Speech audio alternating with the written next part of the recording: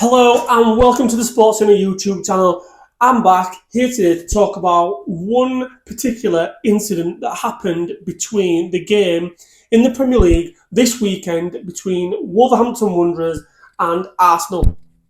Now, Arsenal got the win, yes, but that's not what everybody's been talking about over the last 24 to 48 hours. Everyone is talking about the decision for Michael Oliver to send off Lewis Skelly after what appeared to be really an innocuous tactical foul, if you like.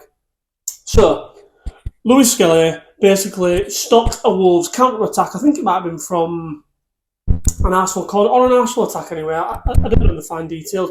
But Wolves were breaking. He decided, not on my watch, took his man down, deliberate trip, standard yellow card. That's what happens. It's the old taking one for the team.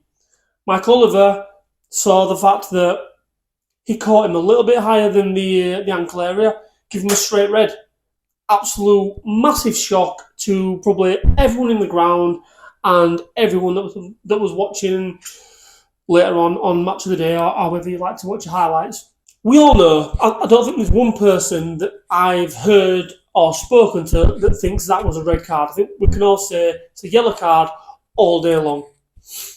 But one thing that I don't like, and what I saw today, I was scrolling through my social media this morning and I seen that Jamie Carragher, who I've got a lot of time for, ex-Liverpool player and all that, call me biased, whatever you like, but he's a knowledgeable guy when it comes to football.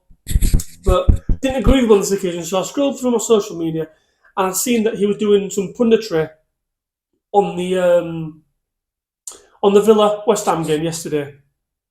And part of that, he talked about, I'll tell you what, better than me trying to explain it, let's watch the clip that he put on his Instagram about the red card and Michael Oliver sending off Lewis Skelly in the Wolves Arsenal game. Take a look at this. Without a referee, you've got no game. And I do worry about what Jamie's just mentioned there, where do you get officials? And do we want the standards raised? Yeah, of course we do. We always want it to be better. That doesn't mean we can't critique referees and expect higher standards, and whether it's, something's a poor decision, we've got to push for that.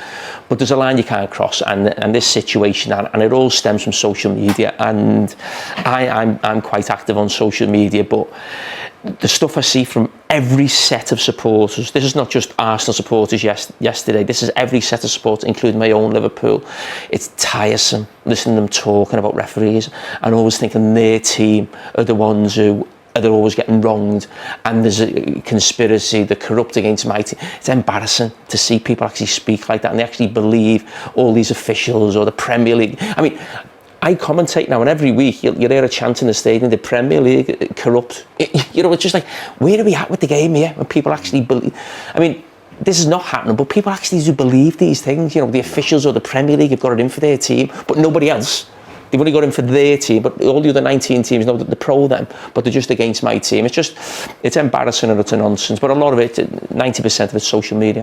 As you can see from Carragher's comments, he thinks that the narrative for all the hate that Michael Oliver has been getting is through social media.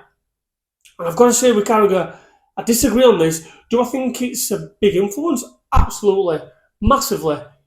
But why aren't we taking a look at the managers or even the players? And Carragher was no angel when it came to on-the-field antics.